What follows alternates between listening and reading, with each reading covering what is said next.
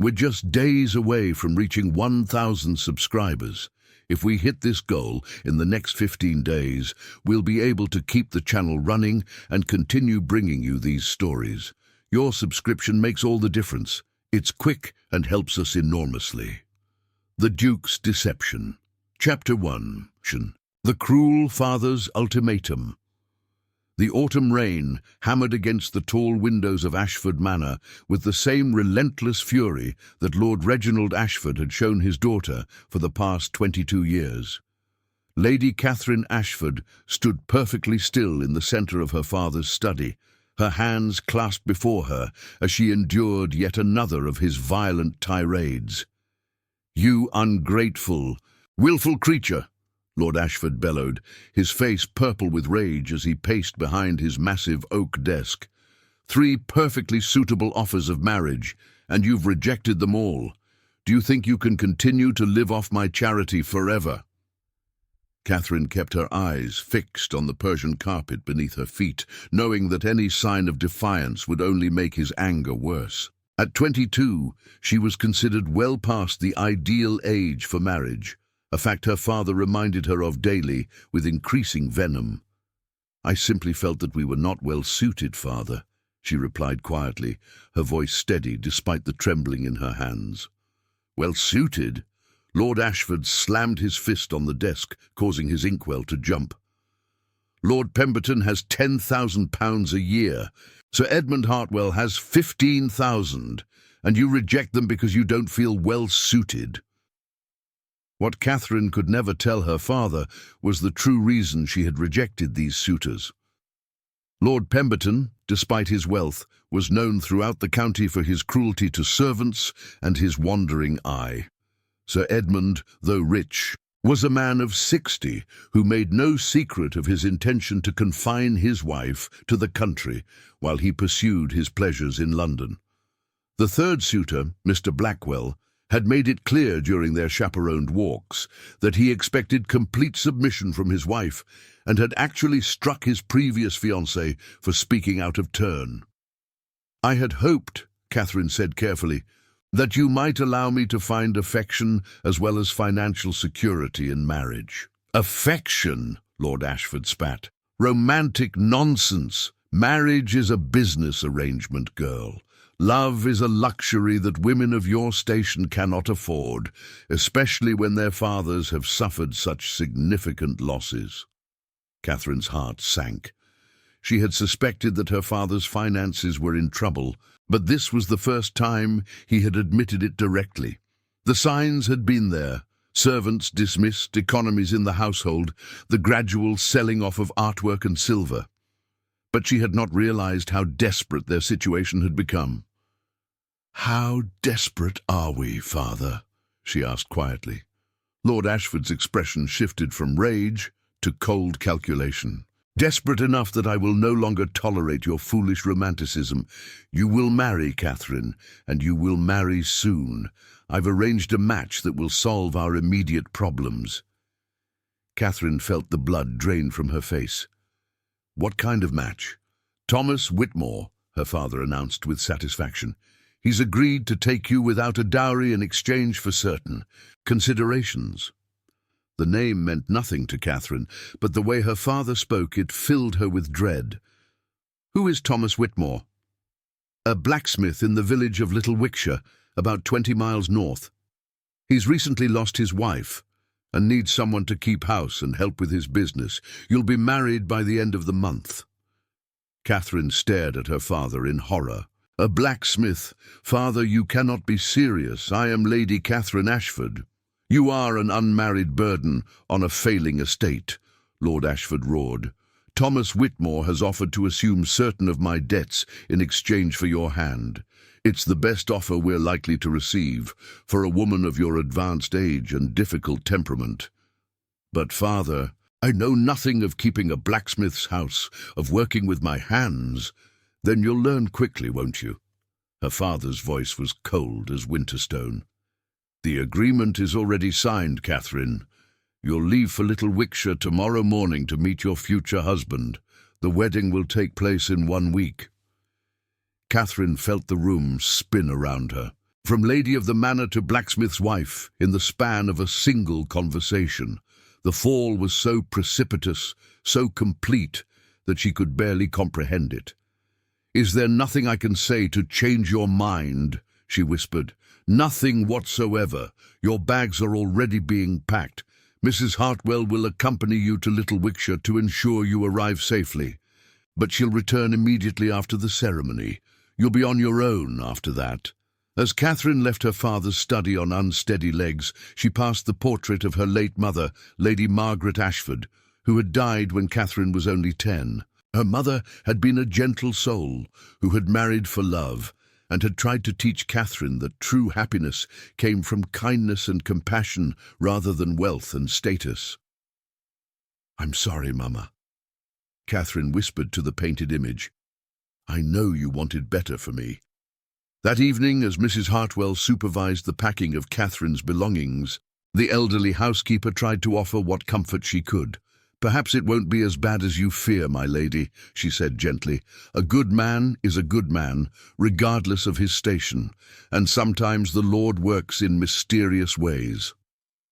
"A blacksmith, Mrs. Hartwell," Catherine said, staring out her bedroom window at the rolling hills that had been her playground as a child. "I'm to be the wife of a man who works with his hands for a living. There's no shame in honest labor, my lady. Your father, well, perhaps a simple life might bring you peace that wealth never could." Catherine wanted to believe the kind woman's words. But as she looked at her hands, soft and white from a lifetime of privilege, she wondered how she would survive in a world so far removed from everything she had ever known. The next morning dawned grey and cold, matching Catherine's mood as she climbed into the travelling coach that would carry her to her new life. As Ashford Manor disappeared behind them, she tried to prepare herself for meeting the man who would become her husband in less than a week, Thomas Whitmore. She whispered the name to herself, trying to imagine what kind of man would agree to marry a complete stranger in exchange for paying her father's debts. Was he desperate for a wife? Was he so unattractive that no local woman would have him? Was he cruel, like the other men her father had chosen?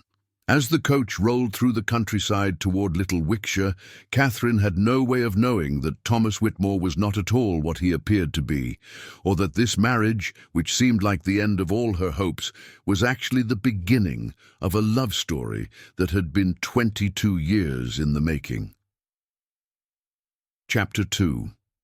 The Humble Blacksmith.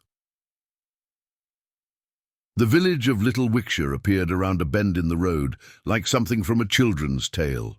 Thatched cottages with smoke curling from their chimneys, a small stone church with an ancient bell tower, and narrow lanes that spoke of centuries of quiet, rural life. Catherine pressed her face to the coach window, taking in this world that would now be hers. The blacksmith's shop stood at the edge of the village, a substantial stone building with a large courtyard where the ring of hammer on anvil could be heard even from a distance. Smoke rose from the forge chimney, and the smell of hot iron and coal filled the air. It was a prosperous-looking establishment, Catherine noted with some relief.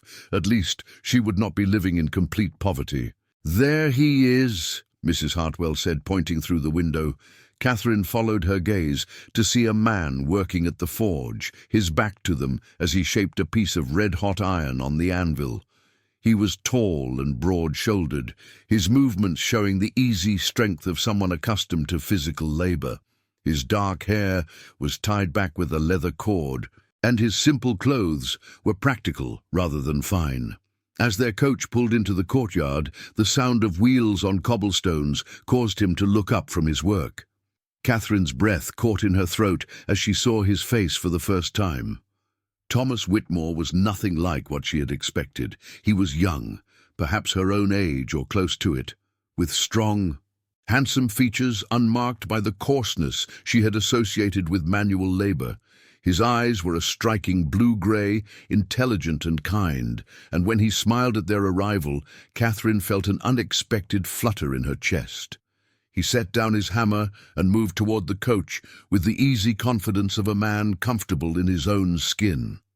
As the coachman opened the door and handed Catherine down, she found herself looking directly into those remarkable eyes. "Lady Catherine," Thomas said, offering a bow that was perfectly respectful without being servile. "Welcome to Little Wickshire. I hope your journey was not too difficult." His voice was educated, she realized with surprise, not the rough country accent she had expected, but the cultured tones of a gentleman. She curtsied in response, suddenly conscious of how out of place her fine travelling dress must look in this simple village setting. "Mr. Whitmore," she replied formally, "thank you for agreeing to this arrangement." Something flickered in his eyes, an emotion she couldn't quite identify. "Please call me Thomas, and may I say that you're even more beautiful than I had been told." Catherine felt heat rise in her cheeks at the unexpected compliment. She had been prepared for coarseness, perhaps even indifference, but not for this gentle courtesy. "Would you like to see your new home?" Thomas asked, gesturing toward a modest but well-maintained cottage that stood adjacent to the smithy. The cottage was larger than it appeared from outside, with a comfortable sitting room, a well-appointed kitchen, and stairs leading to what she assumed were bedrooms above. Everything was clean and neat, furnished simply but with obvious care for comfort. "I know it's not what you're accustomed to," Thomas said quietly, as Catherine examined the sitting room, "but I've tried to make it as comfortable as possible.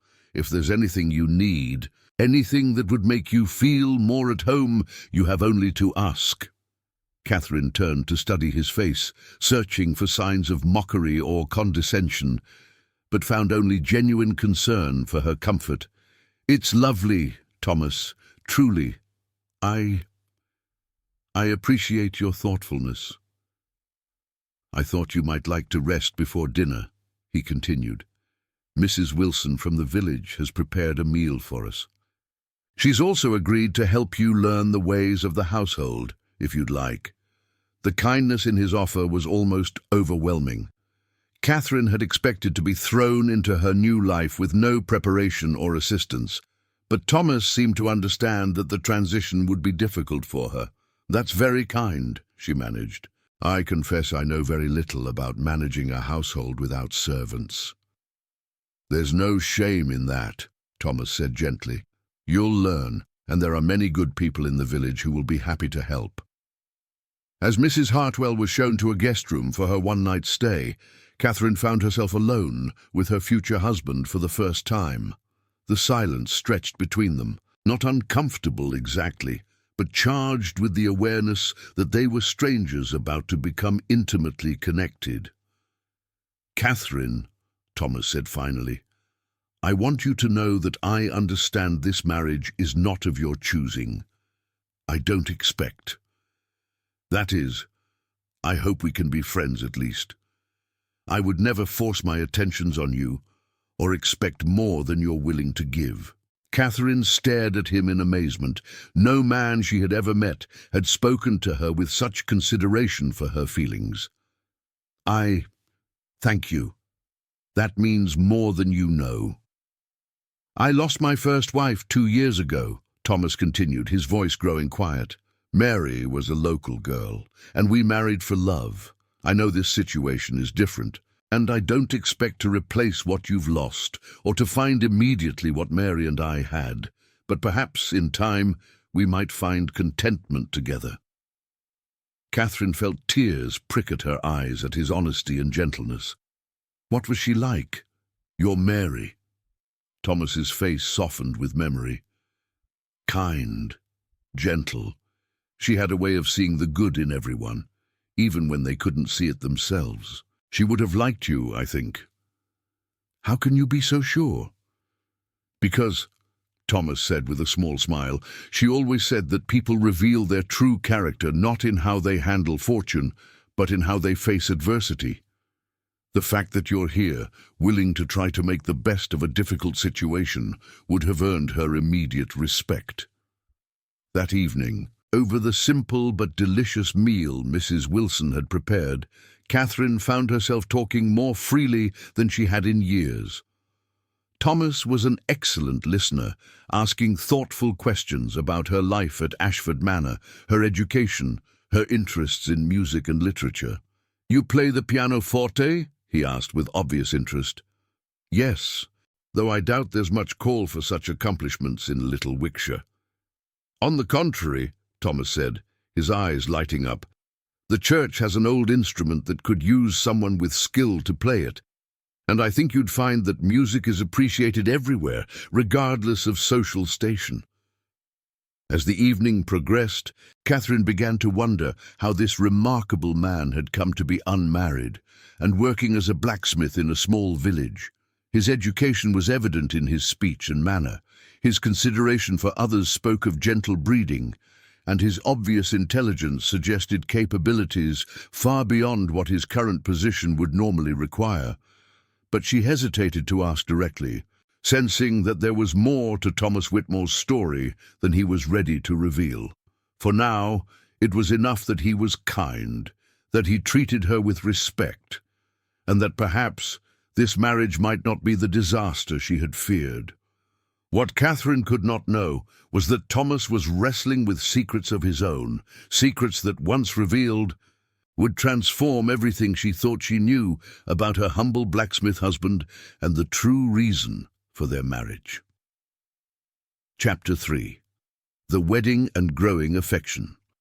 The wedding ceremony took place the following week in the small stone church of Little Wickshire, with only Mrs. Hartwell and a handful of local villagers as witnesses. Catherine wore her best dress, a simple blue silk that had seemed modest at Ashford Manor, but felt almost too grand for this humble setting. As she walked down the short aisle to where Thomas waited, Catherine was struck by how different this was from the grand society wedding she had once imagined for herself. No elaborate gown, no hundreds of guests, no fanfare, just a quiet exchange of vows between two people who barely knew each other. Thomas had cleaned up remarkably well for the ceremony. His dark hair was neatly groomed, and he wore a simple but well-cut coat that showed off his broad shoulders. When he turned to watch her approach, Catherine was surprised by the intensity in his eyes. Not possessiveness or mere satisfaction, but something that looked almost like wonder. The vicar, Reverend Thomas, Catherine smiled at the coincidence of the name, performed the ceremony with gentle dignity. When the moment came to exchange vows, Thomas's voice was steady and sure as he promised to honor and cherish her. Catherine's own voice barely rose above a whisper, but she meant every word she spoke. When Thomas kissed her at the ceremony's end, it was the briefest and gentlest of touches, respectful rather than passionate, but there was warmth in it that sent an unexpected shiver through her. After Mrs. Hartwell's departure the next morning, Catherine found herself truly alone with her new husband for the first time. She woke in the small bedroom that Thomas had prepared for her. He had insisted on taking the smaller room himself, to the sound of the forge already working below. When she came down to the kitchen, she found breakfast laid out for her, fresh bread, butter, jam and tea, with a note in Thomas's careful handwriting. "Good morning, wife, please eat well. I'll be in the smithy if you need anything." The word wife should have felt strange, but somehow it didn't. There was something about Thomas's respectful use of the term that made it feel natural rather than imposed. Catherine spent her first day as a married woman, learning the rhythms of her new life. Mrs. Wilson came by in the morning to show her the basics of running the household, how to manage the simple meals Thomas preferred, where everything was kept, how to care for their few pieces of good furniture. "He's a good man, our Thomas," Mrs. Wilson confided as they worked together in the kitchen. "Been a blessing to this village since he arrived, always ready to help anyone in need. Never charges more than what's fair and treats everyone with respect, regardless of their station." "How long has he been here?" Catherine asked, curious about her husband's background. "About 3 years now. Came here after his first wife died. Said he needed a fresh start somewhere quiet. We were lucky to get him. Best blacksmith this village has ever seen, and educated too." Sometimes helps the vicar with his correspondence and such. That afternoon, Catherine ventured into the smithy to watch Thomas work. She stood in the doorway, fascinated by the skill and strength required for his craft. He was shaping horseshoes on the anvil, his movements precise and economical despite the obvious physical demands of the work. When he noticed her watching, he paused and smiled. "Am I disturbing you with the noise?" "Not at all. I was curious about your work. I've never seen smithing before." "Would you like to try?" Thomas asked, setting down his hammer. "Try? You mean actually work the iron?" "Nothing dangerous," he assured her with a grin that transformed his serious face. "Just help me shape this into a simple nail. Here, let me show you." He guided her hands on a smaller hammer, standing behind her to help direct the strikes. Catherine was acutely aware of his presence so close behind her, the warmth of his body and the strength in his arms as he helped guide her movements. "Like this," he said softly, his breath warm against her ear. "Feel the rhythm of it." For several minutes they worked together, Thomas's hands covering hers as they shaped the hot iron. Catherine found herself laughing with delight as she successfully created her first nail, however imperfect. "I did it!" she exclaimed, holding up the slightly crooked result. "You did indeed," Thomas said, his smile wide with genuine pleasure in her achievement. "You're a natural." As the days turned into weeks, Catherine found herself settling into her new life with surprising ease.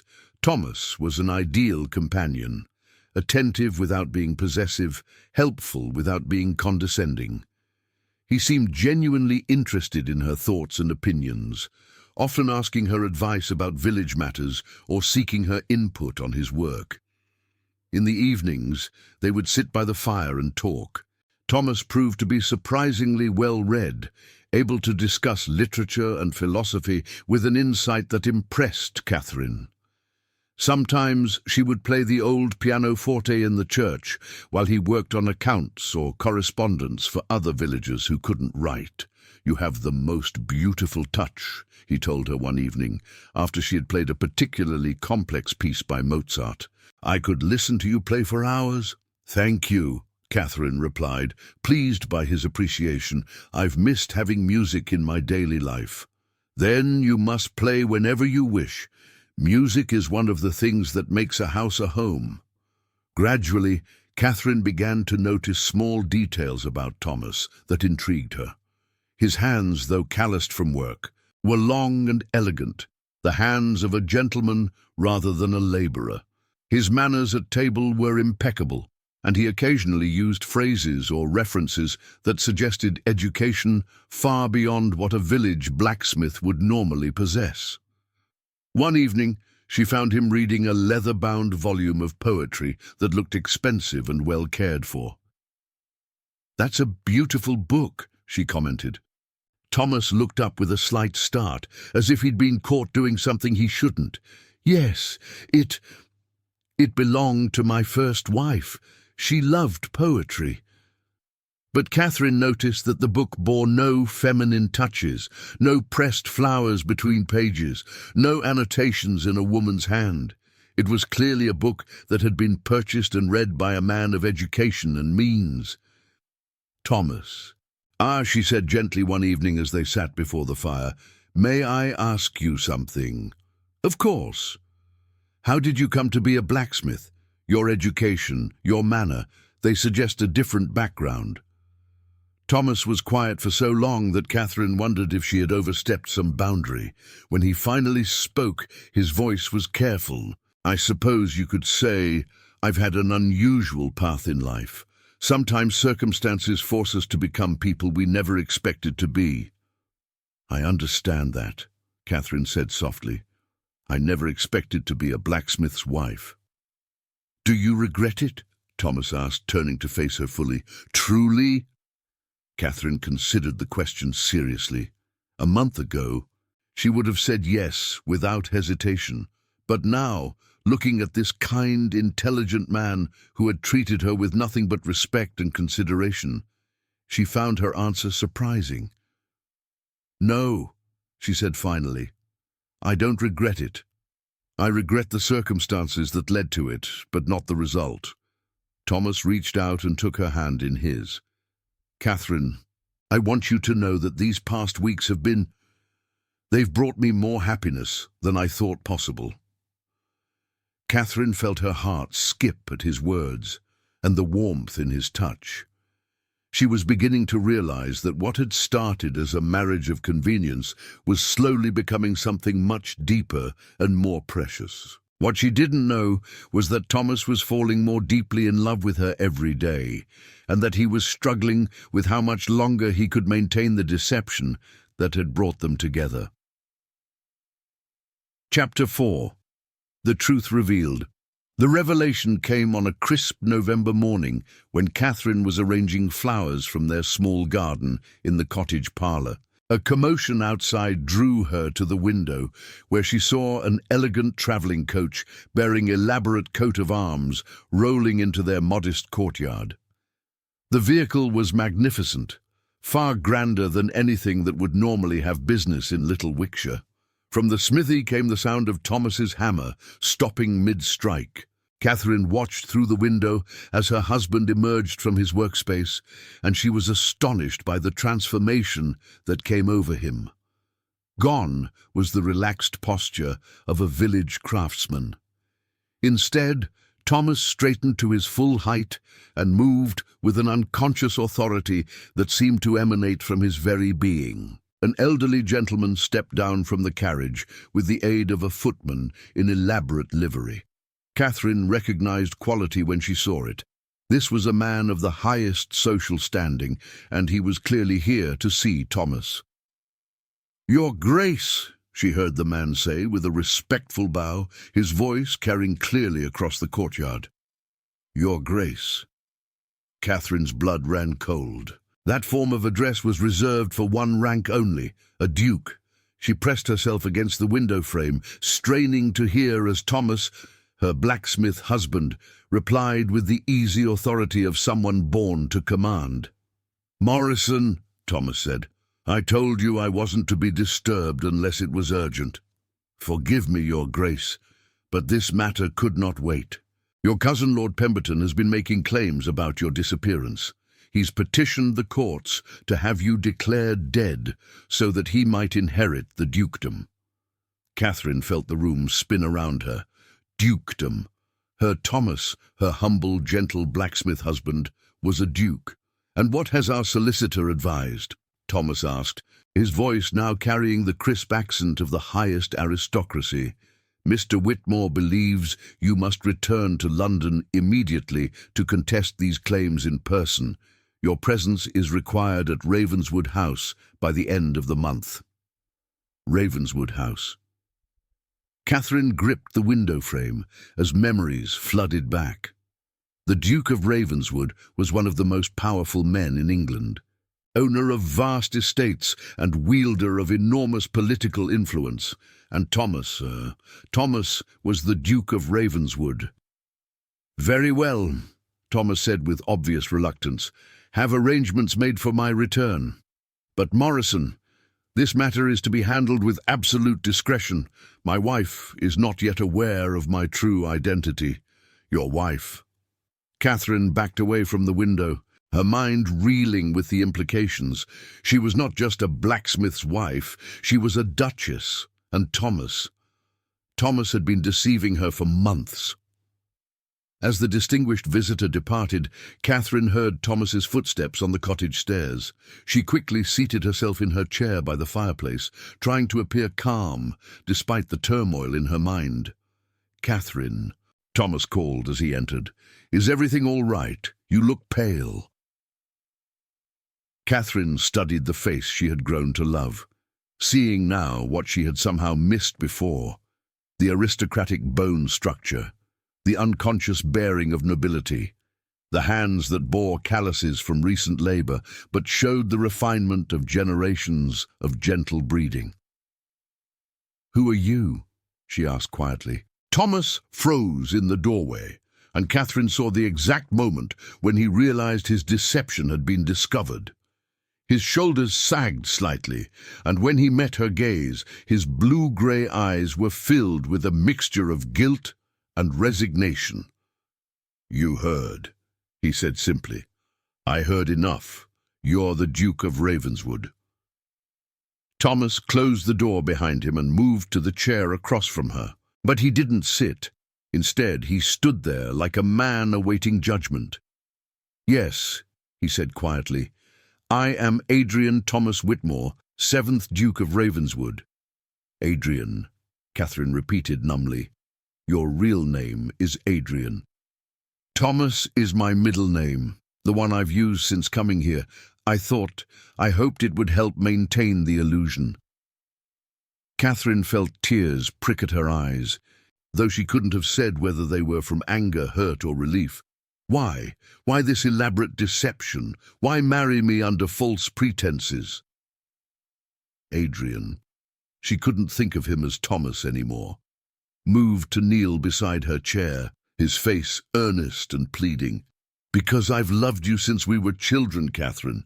And because, when I learned of your father's plan to marry you to that brute Pemberton, I couldn't bear the thought of you being trapped in a loveless marriage with a man who would never value your worth." Catherine stared at him in shock. "Since we were children? But I don't remember. Lord Ashford's estate borders one of my smaller properties to the north. When we were both about 8 years old, you found me in your woods after I'd fallen from my horse. I was crying, too proud to call for help but too hurt to walk home. You cleaned my scraped knees with your handkerchief and helped me back to the boundary wall." The memory came flooding back, a dark-haired boy about her own age, well-dressed but lost and frightened. She had indeed helped him, even sharing her apple with him before they parted ways. "You said your name was Thomas," Catherine whispered. "I was afraid you'd treat me differently if you knew I was a duke. I wanted you to like me for myself, not my title. It was the first time anyone had ever shown me such simple kindness without expecting anything in return. But that was just one meeting. It was the beginning," Adrian said softly. "I convinced my tutors to take our rides near your father's estate. Over the years, I caught glimpses of you. At local assemblies, church services, the occasional social gathering. I watched you grow from that kind little girl into a beautiful, gracious woman. I fell in love with your spirit, your intelligence, your compassion for others." Catherine's mind raced as pieces began falling into place. "You've been watching me all these years. Not watching, hoping for an opportunity to court you properly. But your father made it clear that any suitor would need to bring substantial financial benefits to his family. My approaches through proper channels were rebuffed because he wanted to negotiate business arrangements, not romantic attachments. So you disappeared and became a blacksmith?" Adrian's expression grew pained. "When I learned that your father planned to marry you to Lord Pemberton, a man I knew to be cruel and violent, I couldn't stand by and do nothing. I had to find another way to reach you. By deceiving me about your very identity, I arranged for financial difficulties to be created for your father, difficulties that Thomas Whitmore, the blacksmith, could solve by assuming certain debts. I offered to marry you not for your dowry, but to help your family. I hoped that given time, you might come to care for me as I am, regardless of my true station." Catherine stood abruptly and moved to the window, her emotions in complete turmoil. Everything about their marriage had been built on lies. The kind, honest blacksmith she had fallen in love with didn't really exist. "Catherine," Adrian said softly, rising to follow her, "I know I've deceived you terribly, but my feelings for you are completely genuine. Every moment we've shared, every conversation, every growing affection between us, none of that was false." "How can I believe that?" Catherine whispered. "How can I trust anything you've told me when your very name was a lie?" "Because," Adrian said, moving to stand behind her, You know me better than anyone ever has. These months we've spent together, this is who I really am when I'm not performing the role of Duke. This is the man I am when I can simply be myself with the woman I love. Catherine turned to face him, tears streaming down her cheeks. You love me. I've loved you since I was 8 years old, Catherine. Everything I've done, the disguise, the deception, even the smithy work, it was all to find a way to be with you, to give you a choice in your own life when your father would have denied you that freedom. And now? What happens now that your true identity is known? Adrian took her hands in his, and Catherine noticed again how perfectly they fit together, as if they had been designed for each other. Now I have to return to London to secure my inheritance and position. But Catherine... He paused, his voice thick with emotion. I want you to come with me, not as the blacksmith's wife you thought you married, but as my Duchess, as my partner in everything. Your Duchess, Catherine repeated, the magnitude of it hitting her fully for the first time. You were born for such a role, Catherine. Your grace, your intelligence, your compassion, your everything a duchess should be. Everything I've ever wanted in a partner. Catherine looked into his eyes, those blue-grey eyes she had grown to love, and saw the same kindness, the same gentle strength that had drawn her to Thomas the blacksmith. Beneath the deception, beneath the lies about his identity, the essential man remained the same. I need time to think, she said finally. It's too much to absorb at once. Of course, Adrian said immediately. Take all the time you need, but Catherine, please believe me when I say that loving you has been the most honest thing I've ever done, even if the circumstances weren't entirely truthful. As Catherine looked at her husband, Duke, blacksmith, deceiver, and the man she had unknowingly fallen in love with, she realized that the most extraordinary love story of her life had been unfolding right under her nose, disguised as an arranged marriage to a humble craftsman. The question now was whether she could forgive the deception long enough to embrace the magnificent truth that had been hidden beneath it. 3 days later, Catherine gave Adrian her answer by stepping into the ducal carriage beside him, ready to take her place as the Duchess of Ravenswood. Because in the end, she realized that love itself was never a deception, and the man who had loved her enough to become someone else entirely for her sake was exactly the man she wanted to spend her life with, whether he was a blacksmith or a duke. Their love had begun in childhood kindness, grown through patient observation, and flourished through the most elaborate courtship in history, one where a duke had literally recreated himself to win the heart of the woman he adored.